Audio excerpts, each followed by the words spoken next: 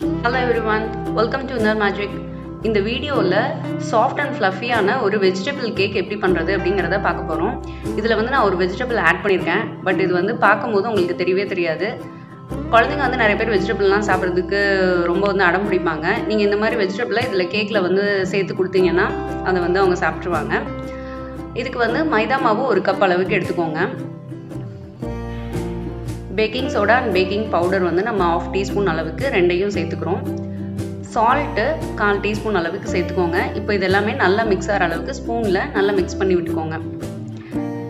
Carrot துருவனது 1 cup எடுத்துக்கிறோம். Nuts 1/4 cup எடுத்துக்கோங்க. நான் வந்து கேஷ்யூ நட் மட்டும்தான் போட்டிருக்கேன், நீங்கள் கிரவுண்ட் நட் கூட போட்டுக்கலாம். ஃப்ரூட்டி இருந்ததுன்னா அது ஒரு 1/4 கப்பு. இது வந்து ஒரு ஆப்ஷனல் தான். இப்போ இது எல்லாமே நல்லா மிக்ஸ் பண்ணிக்கோங்க. எல்லாம் மிக்ஸ் பண்ணதுக்கப்புறமா இந்த மைதா மாவு இருக்கு இல்லையா, அதில் கொஞ்சம் வந்து இதில் சேர்த்து மிக்ஸ் பண்ணிக்கோங்க. பிகாஸ் கேக்கில் வந்து நீங்கள் இப்படியே வந்து சேர்க்கும் போது அது கீழே வந்து அப்படியே தங்கிடும். அப்படி தங்காமல் இருக்கிறதுக்காக அந்த ட்ரைனஸ் வந்து போயிட்டு இது எல்லாமே லூஸாக எல்லாத்தோடையும் மிக்ஸ் ஆகணுங்கிறதுக்காக நம்ம மைதா மாவில் கோட் பண்ணி வச்சுக்கிறோம். இதுக்கு சுகர் வந்து 1/2 கப் அளவுக்கு எடுத்துக்கிறோம். பட்டை வந்து 1 இன்ச் அளவுக்கு, கிராம்பு ஒரு 6 நம்பர் அளவுக்கு எடுத்துக்கோங்க. இதை நல்ல ஃபைன் பவுடராக நம்ம வந்து ரெடி பண்ணி எடுத்து வச்சுக்கணும். இன்னொரு 1/2 கப் அளவுக்கு சுகர் வந்து நம்ம எடுத்துக்கணும். அதை வந்து என்ன பண்ண போகிறோம் அப்படின்னா நம்ம நல்லா கேரமலைஸ் பண்ணி எடுத்துக்கணும். கேரமலைஸ் வந்து பார்த்திங்கன்னா ஜஸ்ட் வாட்டர்லாம் எதுவுமே சேர்க்காமல் நீங்கள் வந்து லோ ஃப்ளேமில் வச்சு நல்லா குக் பண்ணிக்கணும். அது வந்து கலர் நல்லா சேஞ்ச் ஆனதுக்கப்புறமா ஆஃப் பண்ணிடுங்க. அப்புறம் ஹாட் வாட்டர் ஒரு 1/2 கப் அளவுக்கு அதில் ஊற்றணும். இப்படி நீங்கள் ஊற்றும் போது நல்லா தெரிச்சிரும், அதனால கொஞ்சம் கேர்ஃபுல்லாக ஊற்றுங்க. அதுக்கப்புறமா திருப்பியும் அது திக் சிரப் ஆகிற வரைக்கும் 2 மினிட்ஸ் அளவுக்கு குக் பண்ணணும். அதுக்கப்புறம் 2 எக் வந்து நான் எடுத்துக்கிறேன். அதை நல்லா பீட் பண்ணிக்கோங்க.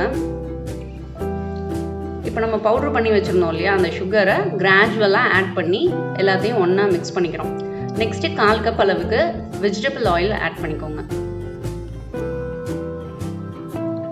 இப்போ எக் வந்து சேர்த்துக்காதவங்க நீங்கள் கர்ட் கூட அதுக்கு பதில் சேர்த்துக்கலாம். ஒரு 1/2 கப் அளவுக்கு கர்ட் வந்து சேர்த்துக்கோங்க. இப்போ நம்ம கேரமலைஸ் பண்ணி வச்சுருந்தோம் இல்லையா, அந்த சுகர் சிரப்பை வந்து இதில் நல்லா மிக்ஸ் பண்ணிக்கிறோம். அதையும் ஒரு ஃபியூ மினிட்ஸ்க்கு நல்லா பீட் பண்ணிக்கோங்க.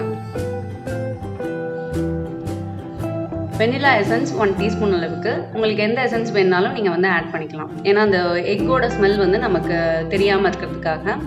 இப்போ எல்லாத்தையும் நான் வந்து நல்லா பீட் பண்ணி எடுத்துட்டேன். எல்லாம் நல்லா மிக்ஸ் ஆகிடுச்சு. இப்போது ட்ரை இன்க்ரீடியன்ட்ஸ் வந்து இருக்கு இல்லையா, அதை நம்ம வந்து சேர்த்துக்கிறோம். அதையும் வந்து நல்லா கிராஜுவலாக சேர்க்கணும். நீங்கள் எப்போ கேக் செய்கிறதுனாலும் இந்த மைதா மாவெல்லாம் சேர்க்கும் போது ரொம்ப வந்து அதை மிக்ஸ் பண்ணக்கூடாது. ஜென்டிலாக தான் நம்ம வந்து மிக்ஸ் பண்ணி கொடுக்கணும். இல்லைன்னா அது வந்து ஒரு மாதிரி ரப்பர் மாதிரி ஆயிரும், சாஃப்ட்னஸ் வந்து நமக்கு கிடைக்காது. ஸோ இந்த அளவுக்கு நல்லா மிக்ஸ் பண்ணதுக்கப்புறமா இந்த வெஜிடபிள் நம்ம வந்து மாவில் கோட் பண்ணி வச்சுருந்தோம் இல்லையா, அதை வந்து நம்ம ஆட் பண்ணிக்கிறோம். இப்போ இது எல்லாத்தையும் கூட நல்லா மிக்ஸ் பண்ணிக்கோங்க. இப்போ நமக்கு கேக் பேட்டர் வந்து ரெடி ஆகிடுச்சு. எந்த டின்னில் வந்து பேக் பண்ண போகிறீங்களோ அந்த கேக் பேன் எடுத்துக்கோங்க. அந்த கேக் பேனில் இதை வந்து நம்ம ஃபுல்லாக போட்டுட்டு டேப் பண்ணி விட்டுக்கோங்க. கார்னிஷிங்காக நான் வந்து கேஷ்யூ நட்ஸ் வந்து இது மேலெல்லாம் வந்து போடுறேன். ப்ரீஹீட்டட் அவன் 180 டிகிரிக்கு வந்து நம்ம செட் பண்ணி வச்சுக்கிறோம்.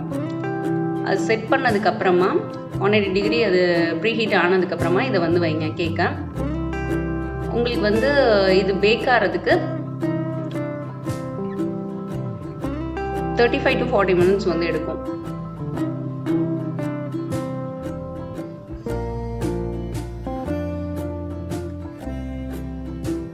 ஒரு நைஃப் வச்சு அது வந்து உள்ளே இன்சர்ட் பண்ணி பாருங்கள். அது வந்து நல்லா க்ளீனாக வந்தது அப்படின்னா கேக் வந்து நல்லா ஃபுல்லாக பேக் ஆகிடுச்சுன்னு அர்த்தம். கொஞ்சம் கூல் ஆனதுக்கப்புறமா இதை வந்து பீசஸ் பண்ணி நீங்கள் வந்து சாப்பிட்லாம். ரொம்ப யம்மியாக ரொம்ப நல்லாயிருக்கும். கண்டிப்பாக இதை வந்து உங்கள் வீட்டில் ட்ரை பண்ணி பாருங்கள். இந்த ரெசிபி எப்படி வந்தது அப்படிங்கிறத எனக்கு கமெண்ட் பாக்ஸில் போடுங்க. இன்னும் நிறைய வீடியோஸ் பார்க்குறதுக்கு மறக்காமல் சப்ஸ்கிரைப் பண்ணுங்கள்.